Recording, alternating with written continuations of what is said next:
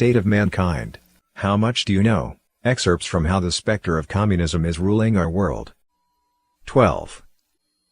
The devil handles people according to their different characteristics and motivations. It may have them murdered or bribed, or indoctrinate them to serve as the pawns of revolution and rebellion.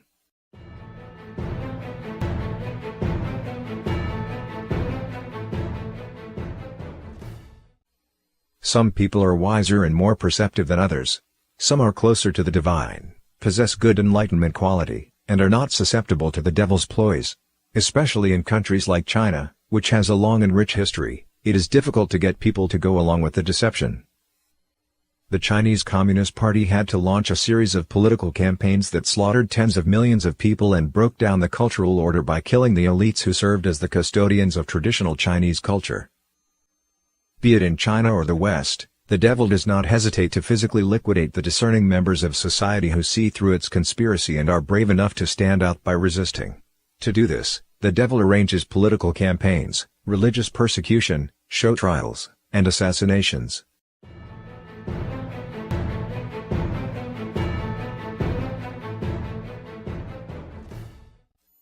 The devil enlists elites across all nations and industries. To do this, it plays to their interests and endows them with power according to how closely they follow its agenda. For those who seek fame and influence, the devil gives them reputation and authority. For the greedy, it arranges profits. It inflates the egos of the arrogant and maintains the bliss of the ignorant. The gifted are seduced with science, materialism, and unrestricted freedom of expression. Individuals with lofty ambitions and good intentions have their ideals turned into self-glorification, making them feel the warm glow of being presidents, prime ministers, think tank scholars, policymakers, administrators, big-shot bankers, professors, experts, Nobel laureates, and the like, with outstanding social status, political influence, and vast fortunes. Once established, these great personalities are co-opted, each according to his or her circumstances. In the devil's calculus, all of them are ignorant agents and useful idiots.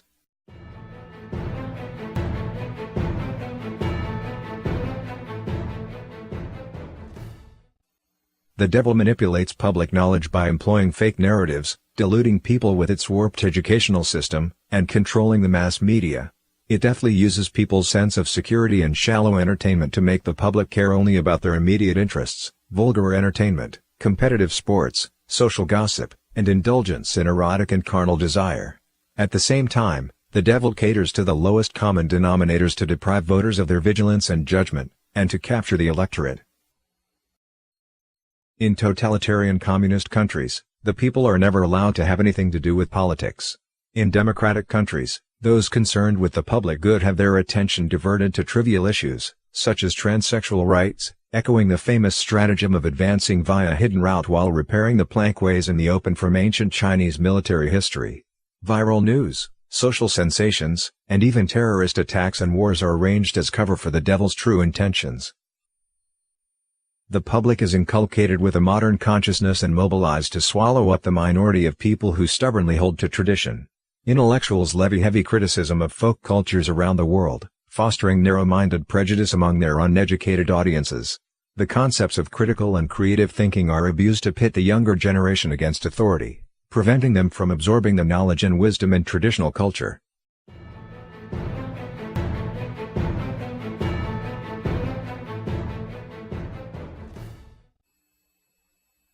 In communist countries, after slaughtering the bearers of traditional culture, the devil indoctrinated the bulk of the population to participate in revolution.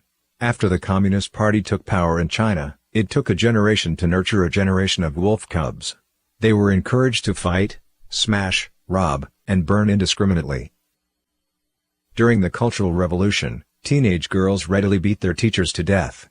The 50-cent army internet trolls, who actively work on different social media in China, constantly write about beating and killing, with typical posts reading, "Recover the Diaoyu Islands, even if China is rendered barren, and we would rather China be peppered with graves, than fail to exterminate the last Japanese."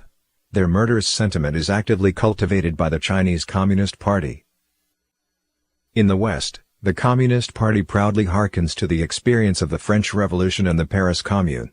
Every revolution and insurrection is introduced by a group of mobs who have no scruples, no shame, and no compassion.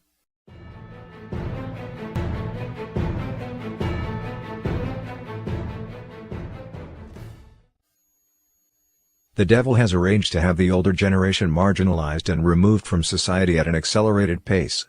As young people are endowed with ever more rights, political power, and privileges, the elderly lose their positions of authority and prestige, speeding up mankind's break with tradition. Contemporary literature, arts, and popular culture are all geared to the tastes and values of the young, who are under pressure to pursue the latest trends in fashion lest they be ostracized by their peers. Rapid scientific and technological progress makes the elderly unable to keep up and adapt to massive social changes that occur as a result.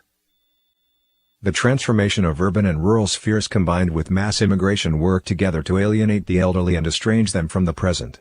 The torment and helplessness of their solitude are exacerbated by the reality of modern life, where the young are in a constant state of competition and have little time to spare for their parents and elders.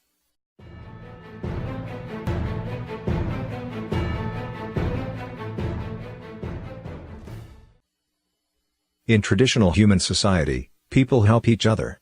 When there are conflicts, they have religion, morality, laws, and folk customs to facilitate resolution and cooperation.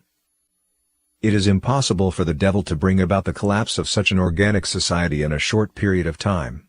It has to first disintegrate society into small atomized units, breaking down the traditional reliance between individuals and alienating them from each other.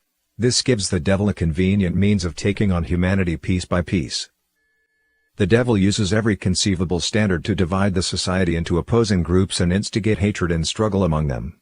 Class, sex, race, ethnicity, and religious denomination can all serve as a basis for division.